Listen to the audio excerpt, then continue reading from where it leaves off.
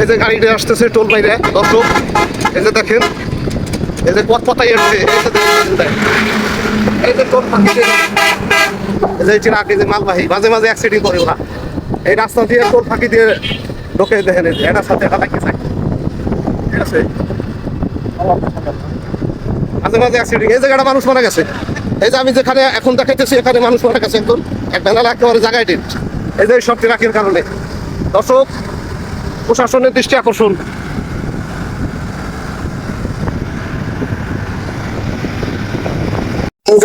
মাওয়া expressway যে road, bypass সড়ক আতাদি হাসানদি রোডে আপনার টোল ফাঁকি দিয়ে বড় বড় মালবাহী ট্রাকগুলা শত শত গাড়ি বরিশাল, পটুয়াখালী, দক্ষিণবঙ্গে প্রবেশ করে, তখন আপনার অটো, ভ্যান এবং বিভিন্ন ছোট ছোট যানবাহনে আপনার সাইড দিতে গিয়ে মারাত্মকভাবে অ্যাক্সিডেন্ট ঘটে এবং মাঝে মাঝে মৃত্যুর ঘটনা ঘটে।